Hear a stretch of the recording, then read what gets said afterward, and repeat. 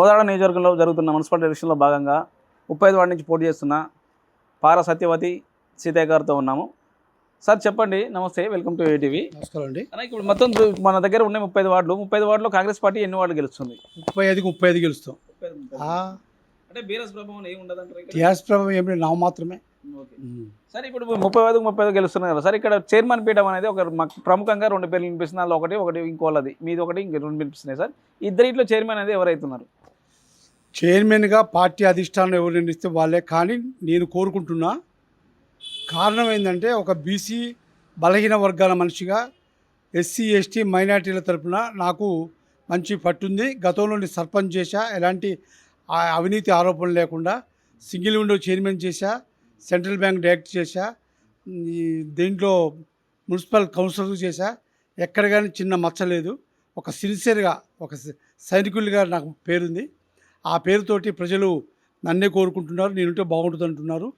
దాని ప్రకారం పార్టీ నిర్ణయిస్తుంది. ఆ పార్టీ నిర్ణయం ప్రకారం కట్టుబడి ఉంటాం. ఓకే సార్, ఇప్పుడు మన 35 వార్డులో ముఖ్యంగా ఎలాంటి సమస్యల మీద మీరు ప్రజలకు హామీస్తున్నారు? ఎలాంటి సమస్యలు ఉన్నాయి మీరు తీర్చే ఇక్కడ? 35వ వార్డులో బ్రదరు, నేను సర్పంచ్గా ఉన్నప్పుడే ఆ ఏరియాలో వాటర్ సప్లై స్కీమ్ పెట్టించా మా నాన్నగారి పేరుతోటి. పట్టాలు ఇప్పించా. అదంతా అస్తవ్యస్తంగా ఉంటే అందరికి పట్టాలు ఇప్పించా. ఇల్లు పట్ల ప్రతి మనిషికి మరుగుదొడ్ల సౌకర్యం కలిగించా. కరెంటు మీటర్లు ఇప్పించా, లైన్లు వేయించా. సర్పంచ్గా ఉన్నప్పుడు అన్నీ చేశా. రేషన్ కార్డు లేని వాళ్ళు లేరు. ఇప్పుడు ఆడ ప్రధాన సమస్య ఇందిరమ్మ ఇల్లది. తప్పకుండా గవర్నమెంట్ మంది ఉంది. ఒక డైనమిక్ మంత్రి గారు ఉన్నారు, డైనమిక్ ఎమ్మెల్యే గారు ఉంది. కాబట్టి ఖచ్చితంగా మా వార్డులో సమస్యలన్నీ పరిష్కరించడానికి మా పద్మావతి గారు ఒకటే చెప్తున్నారు, మీరు తీసుకురండి వార్డులో సమస్యలు, ఏది ఉంటే అది చాలా యాక్టివ్గా నేను తీసిస్తానని చెప్తుంది. కాబట్టి ఈ వార్డులో ఉన్న సమస్యలు మ్యాక్సిమం కూడా మేడం ద్వారా, సార్ ద్వారా పరిష్కారం చేయడానికి సిద్ధంగా ఉన్నాం. ఇప్పుడు సార్, మేము తిరిగేటప్పుడు అత్యధికంగా ప్రజలను అడిగి తెలిస్తే అత్యధికంగా ఎక్కువసారి చైర్మన్ పదవి వెలుకుందంటే పారా సత్యనారాయణ సీతయ్య గారు అని చెప్పారు.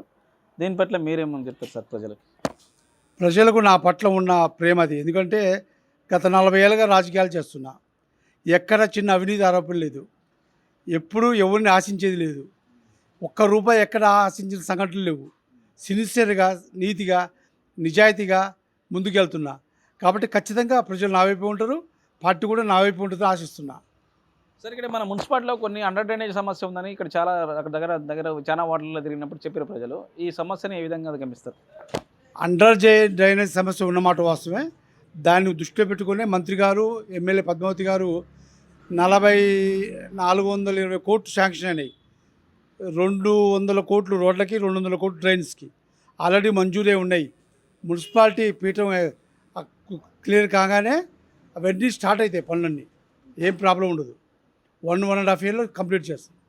అదే సార్, పారిశుద్ధ్య కార్మికులు అనేవి చాలా వరకు అనేక రకాల షాపులు కానీ కొన్ని గృహాల దగ్గరికి పోయి మాకు జీతాలు సరిపోవట్లేదు, మాకు ఇట్లా ఇబ్బంది అవుతుంది, అందువల్లనే మిమ్మల్ని మేము డబ్బులు అడుగుతున్నాం అని చెప్పి అక్కడక్కడ 100-200 అడిగే ఆలోచనలు ఉన్నాయని చాలామంది ప్రజలు చెప్పారు ఇక్కడ. దీన్ని మీరు ఏ విధంగా ఖండిస్తారు? అలాంటి ఏం లేవండి. అందరికి మంచిగా జీతాలు ఉన్నాయి. ఒకరో ఇద్దరు కొంతమందికి డ్రింకు అలవాటు పడి ఎక్కడో ఒక చిన్న పొరపాటు చేస్తే అది పెద్ద ఇష్యూగా మనం మాట్లాడటం కరెక్ట్ కాదు. అది కరెక్ట్ కాదు. అట్లా లేదు. కామాటీలు హ్యాపీగా ఉన్నారు. వాళ్ళ ఇష్యూస్ ఏదైనా ఉంటే వాళ్ళంతా నా కుటుంబ సభ్యులు, నేను పరిష్కరిస్తాను వాళ్ళ విషయాలు. సార్, ఇప్పుడు మంత్రి గారు మనకి ఇప్పుడు మన మంత్రి గారు మన స్థానికంగా మన దగ్గర ఉన్నారు, ఎమ్మెల్యే గారు మన దగ్గరే ఉన్నారు కదా. అంటే పక్క గ్రామ పంచాయతీలు, పక్క కాన్స్టిట్యున్సీలు కాకుండా, పక్క నియోజకవర్గాలు కాకుండా, పక్క విలేజ్లు కాకుండా ఓన్లీ మన కోదాడలో నియోజకవర్గాన్ని ఎలాంటి అభివృద్ధి పనులు అంటే కొత్తగా ఇంకేమైనా చేసే ఉన్నాయా?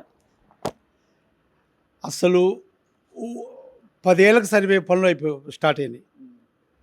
10-15 ఏళ్ళకి సరిపోతాయి. ఇప్పుడున్న school, college, intermediate schools, Navodaya school, court భవనము, మున్సిపల్ భవనము, 100 పడకల హాస్పిటల్ భవనము, అండర్ డ్రైనేజీ, 1-2 ఇంకా కాగితం మీద రాసుకుంటే అది బోర్డులు చెప్పొచ్చు. వాళ్ళు పొద్దుగూకులు మంత్రి గారికి, పద్మావతి గారికి, మేడం గారికి కూర్చున్నప్పుడు, వాళ్ళిద్దరు కూర్చున్నప్పుడు కోదాల్లో ఉన్న సమస్యలు చెప్పాల్సిన పని లేదు. వాళ్ళ మైండ్ నిండా ఉన్నాయి. వాళ్ళకి ఆటోమేటిక్గా వీటి మీద పూర్తి అవకాశం ఉంది, ఆలోచన ఉంది, అవగాహన ఉంది. కాబట్టి ఖచ్చితంగా వారి నాయకత్వంలో ఈ ఊరు వాళ్ళ భవిష్యత్తులో మనం చూడలేము. కోదాన్ని అంత సుందరంగా తయారు కావడానికి వారి నాయకత్వంలో మేము ప్రయాణం చేస్తాం. వారి నాయకత్వంలో ప్రయాణం చేసి ముందుకెళ్తాం.